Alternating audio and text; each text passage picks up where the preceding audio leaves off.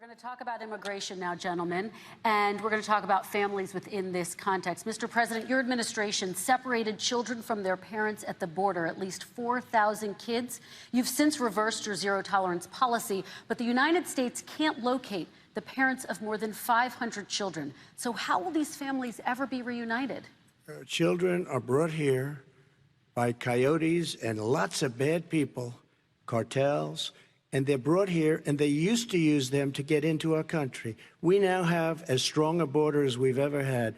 We're over 400 miles of brand new wall. You see the numbers, and we let people in, but they have to come in legally, and they come in through merit. But how will you reunite these kids with their families, Let me just tell you, Mr. President? they built cages. You know, they used to say, I built the cages, and then they had a picture in a certain newspaper, and it was a picture of these horrible cages, and they said, look at these cages. President Trump built them, and then it was determined they were built in 2014. That was him. Do you have a plan to reunite the kids? Yes, we're working on it we're trying very hard. But a lot of these kids come out without the parents. They come over through cartels and through coyotes and through gangs.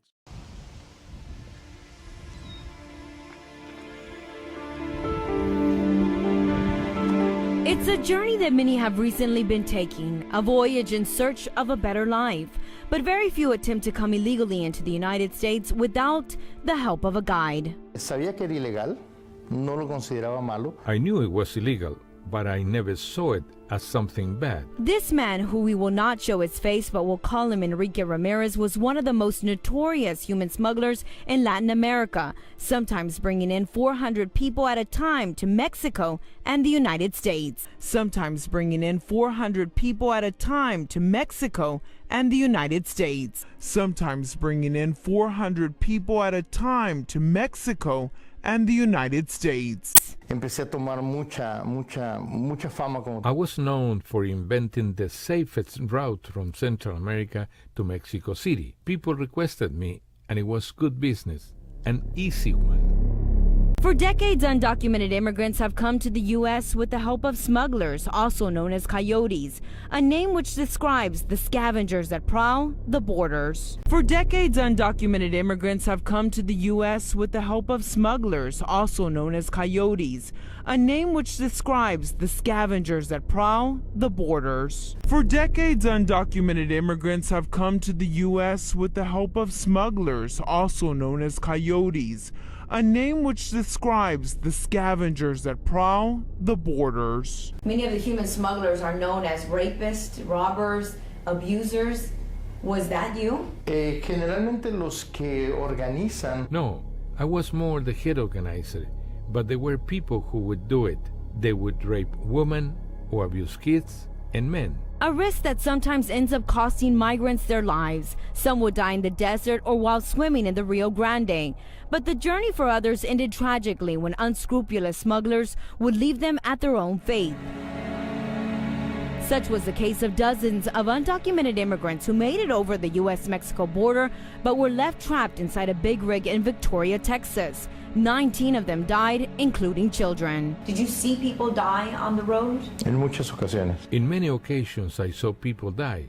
Many of them didn't make it through the dangerous routes. The job of a human smuggler was to get them across the border as quickly as possible. Many coyotes on occasions would take the journey themselves, going undetected, disguising themselves as immigrants. Many coyotes on occasions would take the journey themselves, going undetected, disguising themselves as immigrants. Many coyotes on occasions would take the journey themselves, going undetected, disguising themselves as immigrants. Disguising themselves as immigrants. Disguising themselves as immigrants.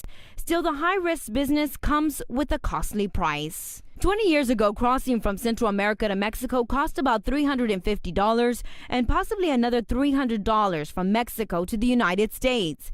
Today, immigrants are paying from $5,000 to $10,000 for the treacherous journey across thousands of miles.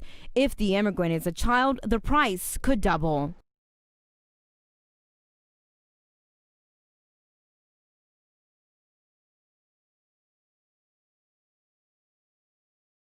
But the recent influx of children to the United States doesn't surprise this former human smuggler, who knows far too well the greed of coyotes who take advantage of people yearning to be reunited with their family or seeking a better life. diciéndoles a las personas que acá están dando la oportunidad. They are fooling them, telling them there is opportunity over here for their kids. That's why there is a wave of children coming. You knew this was not going to end right.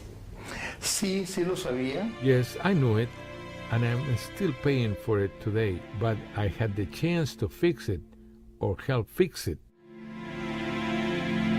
After helping thousands of people, including moms, dads, grandparents, and even children, cross over two main international borders of Mexico, Enrique's luck comes to an end. He's now faced with a life-changing decision which will transform the business of human smuggling. Vice President Biden, let me bring you into this conversation. Quick response and then another question to you. These 500 plus kids came with parents. They separated them at the border to make it a disincentive to come to begin with. Real tough. We're really strong. And guess what? They cannot, it's not coyotes didn't bring them over. Their parents were with them. They got separated from their parents. And it makes us a laughing stock and violates every notion of who we are as a nation. For decades, undocumented immigrants have come to the U.S. with the help of smugglers, also known as coyotes, a name which describes the scavengers that prowl the borders. Let me ask you a follow-up Kristen, question. they did it. We changed the policy. Your response they to that? They did it. We changed. Did not They built the separate cages. the Who built the cages, Joe? Let's talk about what Who we're built the talking about. cages, Let's Joe? talk about what we're talking about. What happened? Parents were ripped, their kids were ripped from their arms and separated. And now they cannot find over 500 sets of those parents, and those kids are alone. Nowhere to go. Nowhere to go. It's criminal. It's criminal. Let me ask Kristen, you I will about say this. immigration. They went 10 down. We seconds, and then brought I need to ask reporters, you. everything. They are so well taken care of. They're in facilities that were so clean. But some and of have them gotten haven't been such reunited But with just their ask families. one question. Who built the cages? I'd love you to ask him that. Who built the cages? Let me ask about your immigration policy, Mr. Vice President. The Obama administration did fail to deliver immigration reform, which had been a key promise during the administration. It also presided over record deportations as well as family detentions at the border before changing course. So why should voters trust you with an immigration overhaul now? Because we made a mistake. It took too long to get it right. It took too long to get it right. I'll be president of the United States, not vice president. I'll be president of the United States, not vice president. I'll be president of the United States, not vice president of the United States. And the fact is, I've made it very clear.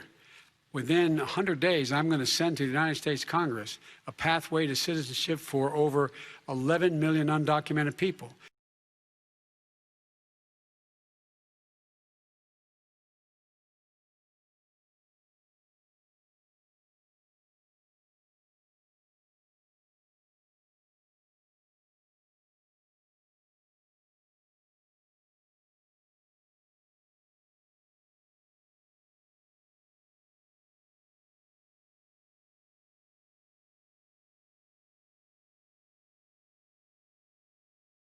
And all of those so-called dreamers, those DACA kids, they're going to be immediately certified again to be able to stay in this country and put on a path to citizenship.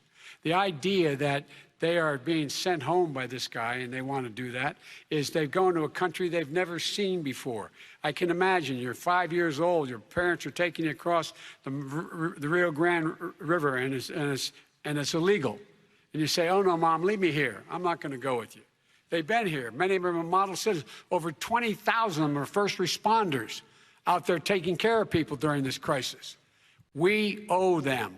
We owe them. We owe them. We owe them. We owe them. We owe them. We owe them. We owe them. We owe them. We owe them. We owe them. We owe them.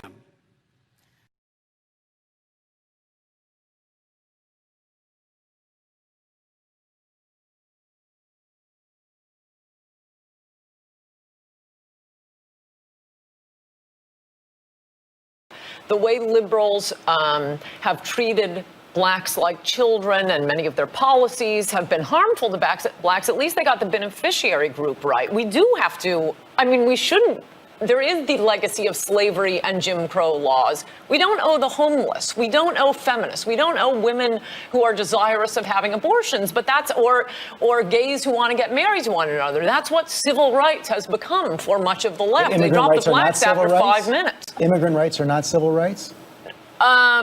No, I think civil rights are for blacks. See, this is essentially the problem, and the Republicans What have we done to the immigrants? We owe black people something. We have a legacy of slavery. Immigrants haven't even been in this country. We owe black people something. We have a legacy of slavery. Immigrants haven't even been in this country. We owe black people something. We have a legacy of slavery. Immigrants haven't even been in this country.